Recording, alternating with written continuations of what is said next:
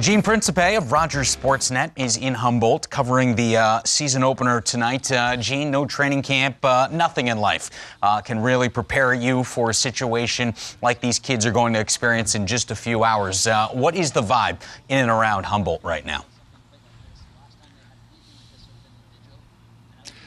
Jamison, I would say the vibe is an uncertain one because generally when you're getting set for a season opener and certainly a home opener, everyone is excited.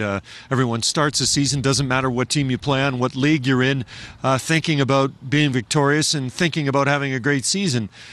But this is much more than one game. It's not just another game. It is a way to say thank you, a way to be appropriate when it comes to mourning those that passed in that April 6th bus crash. 16 people perished that Friday night here in Saskatchewan highway. So they're trying to find a balance of saying goodbye and doing it in an appropriate fashion, but also looking forward with the 23, 24, 25 new kids who are part of this team and are attempting to move the Humboldt Broncos forward into this season and into the future for this franchise.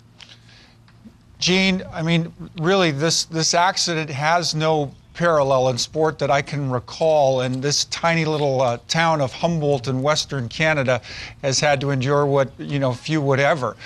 Can you give us a sense of the emotion in this community and maybe even a broader scale, the impact felt Canada-wide? Stu, it's been incredible that this area has 6,000 people in it. 2,000 of them will be in this arena tonight. Here's one of the tickets, just an example of the hottest ticket in hockey right now, and they've added area for people to be here, and there will be friends and family of the current team, those from the former team, players that have passed, and it's really a situation that none of us have been through. With what we do, Jamison and Stu, it's goals, it's assists, it's points, it's overtime win, it's shootouts.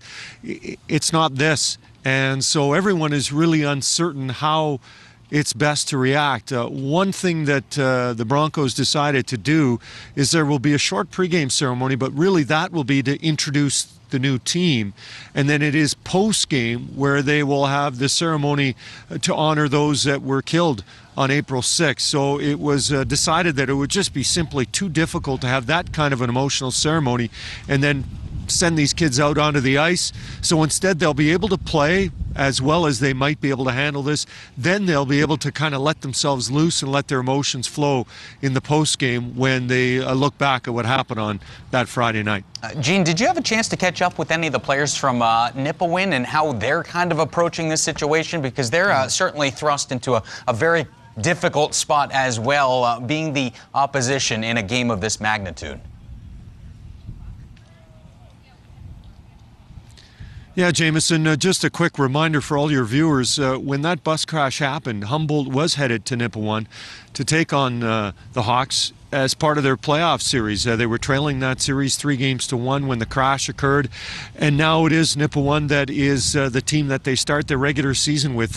Nipawin, as every team, as everyone has kind of handled this situation with a lot of class, a lot of dignity. In one of their moments on the ice, they wore helmets from the Humboldt Broncos. So Nipawin has done what they can to do the best to help everyone sort of alleviate that mourning process. They will also honor the Broncos when the Broncos go there to play.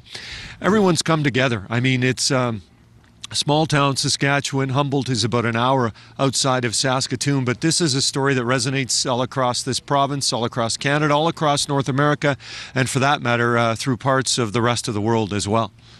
Gene, there are just 2 players returning to this team from last year's team, and I know you've had a chance to interact with both of them.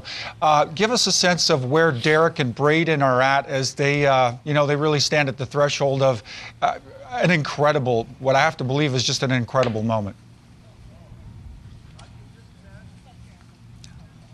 Stu, incredible is a great lead-in to these 2 kids, both back. Some might wonder whether they would want to try going somewhere else to play, starting fresh, starting new. But, you listen to a kid like Braden Camroot, who I had a chance to meet during the NHL Finals in Las Vegas, and he would have looked upon that as almost a slight to the community and a slight to the hockey team. For him to go somewhere else, he wanted to come back here. He wanted to be a leader.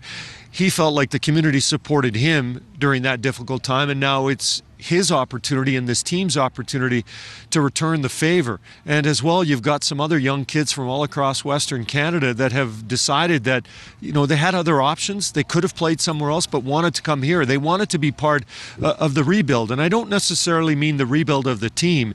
It's the rebuild of the franchise, the community, of what everything Humboldt stands for and whatever, you know, Humboldt lost that April 6th evening. So it's really a group of incredible kids. Derek and Braden leading the way because they've come back, and a bunch of other kids that have decided to come here to help in any way, shape, or form that they can.